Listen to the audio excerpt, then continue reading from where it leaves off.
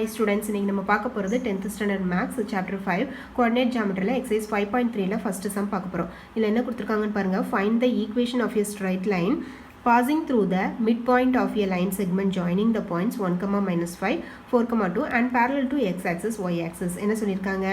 ஒரு straight லைனோட equation கண்டுபிடிக்கணுமா. அந்த straight line ஒரு பாயிண்ட் வழியாக பாஸ் ஆகுது. அது என்ன பாயிண்ட்டு?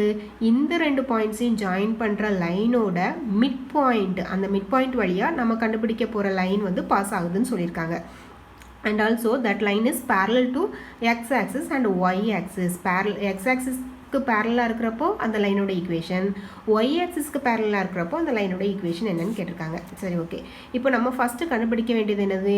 நம்ம அந்த லைன் ஈக்குவேஷன் கண்டுபிடிக்க போகிறோம். அந்த லைன் எந்த பாயிண்ட் வழியாக பாஸ் ஆகுது? இந்த ரெண்டு பாயிண்ட்ஸையும் ஜாயின் பண்ணுற லைனோட மிட் பாயிண்ட்னு சொல்லியிருக்காங்க. அப்போ இந்த ரெண்டு பாயிண்ட் யூஸ் பண்ணி மிட் பாயிண்ட் கண்டுபிடிக்க போகிறோம். First பாருங்க solution. The line passing through the midpoint of a line segment joining the points 1, -5, 4, 2 இதுதான் கொடுத்துருக்காங்க. நமக்கு midpoint formula தெரியும். midpoint of x1, y1 and x2, y2 formula என்னது? x1 plus x2 by 2, y1 plus y2 by 2 இதுதான் என்னது? midpoint ஓட formula. அப்போ midpoint of 1, -5, 4, 2க்கு 2 என்ன இருக்கும்? இது x1, இது y1, இது x2, இது y2.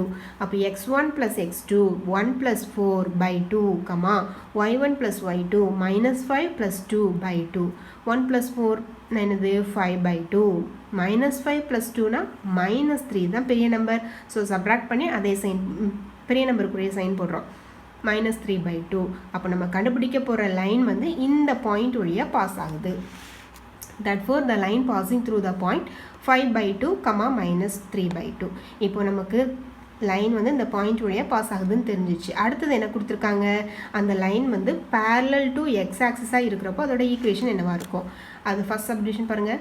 given the line is parallel to x axis. ஒரு லைன் வந்து x axis-க்கு parallel-ஆக இருந்துச்சுன்னா அந்த லைனோட ஈக்குவேஷன் நம்ம ஸ்டார்டிங்லேயே படிச்சிருக்கோம். அந்த லைனோட ஈக்குவேஷன் எப்படி இருக்கும்? y equal to b-ஆக இருக்கும். அதாவது y போட்டு ஈக்குவல் டு y-யோட கோஆர்டினேட்டை போட போகிறோம். நமக்கு இந்த லைன் வந்து எந்த பாயிண்ட் வழியாக பாஸ் ஆகுது? இந்த பாயிண்ட் வழியாக பாஸ் ஆகுது. இது x, இது y. இது x கோஆர்டினேட், இது y கோஆர்டினேட். அப்போ நமக்கு கண்டுபிடிக்க போகிற லைன் வந்து parallel to x axis-ஆக இருக்கிறப்போ இந்த equation of line is y equal to b. that is y equal to, இதில் y கோஆர்டினேட் என்னது? -3 by 2. இப்போ 2 இந்த சைடு வரப்போ மல்டிப்ளிகேஷன் ஆகும். 2 into y is 2y equal to -3. இப்போ -3 லெஃப்ட் சைடு கொண்டு வந்தோன்னா 2y plus 3 equal to 0. இதுதான் x ஆக்சிஸ்க்கு பேரலாக இருக்கக்கூடிய லைனோட ஈக்குவேஷன். ஓகேவா? First subdivision over. Second subdivision என்ன கொடுத்துருக்காங்க? parallel to y axis. parallel to y axis-ஆக இருக்கிறப்போ given the line is parallel to y axis. அப்படி இருக்கிறப்போ the equation of line is என்னது? ஸ்டார்டிங்லேயே படிச்சிருக்கோம். x equal to c. அதாவது x போட்டு equal to x-ஓட கோஆர்டினேட், அந்த நம்ம கண்டுபிடிச்சிருக்கோம்ல பாயிண்ட்டு, அதில் x-ஓட கோஆர்டினேட் போட போகிறோம். that is x equal to அங்கே 5 by 2, -3 by 2 இருந்துச்சா, அதில் வந்து x-ஓட coordinate 5 by 2. x equal to 5 by 2. 2 இங்கே வரப்போ 2 into x is 2x equal to 5.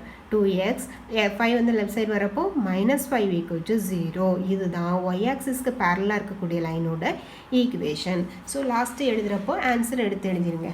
therefore the equation of line parallel to x axis is 2y plus 3 equal to 0 and the equation of line parallel to y axis is 2x minus 5 equal to 0. இதுதான் நமக்கு தேவையான answer. ஓகேவா? புரிஞ்சுதா? Thank you.